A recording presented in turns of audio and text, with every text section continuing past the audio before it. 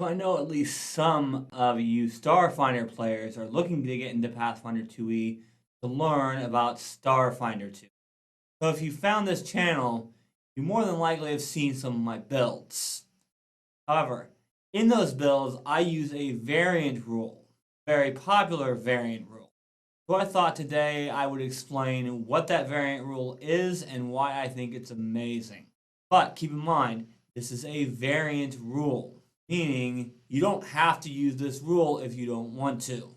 And I do not recommend it for all parties. I'll explain which parties I recommend it for and which I do not at the end of this video. Let's dive in. Those of you that have played Pathfinder 2e for a while can probably guess what variant rule I'm talking about.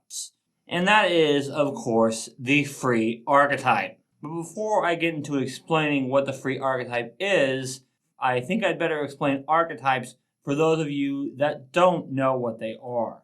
Multiclassing does not exist in Pathfinder 2e, at least not in the way that you're used to. You're probably used to the I give up everything a class gets at a certain level to take a level in another class. But that's not how it works in Pathfinder 2nd edition. Let's say you're a barbarian that wants to multi-class into druid.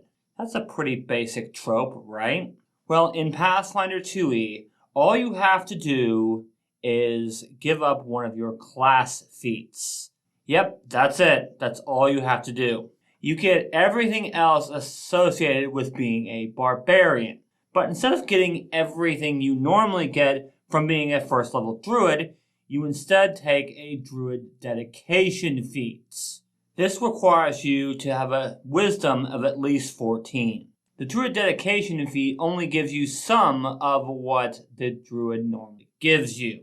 It will give you certain things like 2 primal cantrips, the druidic language, and a druid order.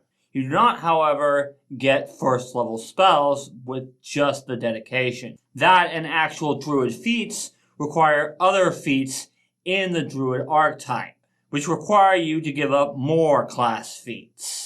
But there are more than just archetypes attached to classes.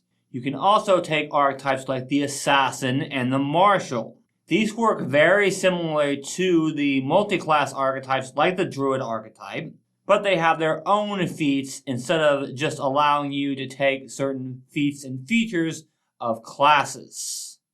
So, as its name suggests, the free archetype gives you these feats for free. But what do I mean by that? Well, the free archetype gives you extra class feat slots that you can only use for dedications and the feats under them.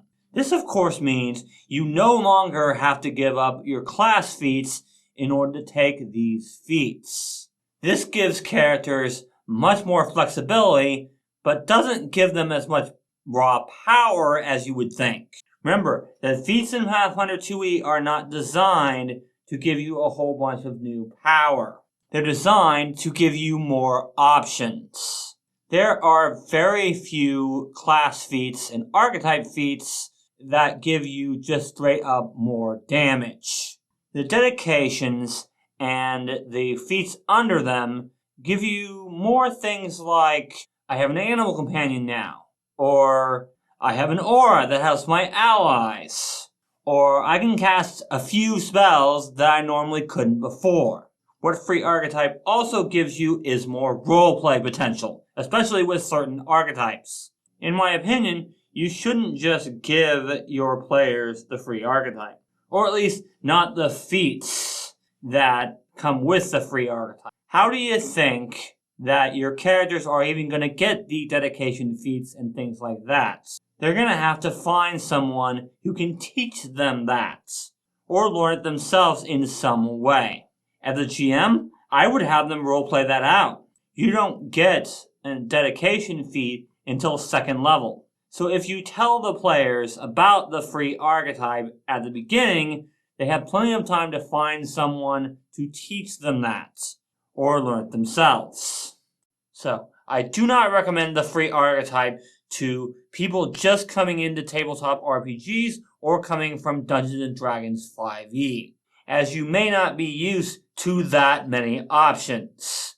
However, I do recommend it for those of you that are coming from Pathfinder 1E or Starfinder, as you guys are probably used to a ton of options. That being said, I do recommend that if there is at least one person at your table who doesn't want to use it, you not use it, as that person will definitely not have a good time. If you guys enjoyed this video, go ahead and drop a like on it, and subscribe to the channel for more Pathfinder 2e teamwork content. If you want to learn more about Pathfinder 2e character creation, you can check out this video here.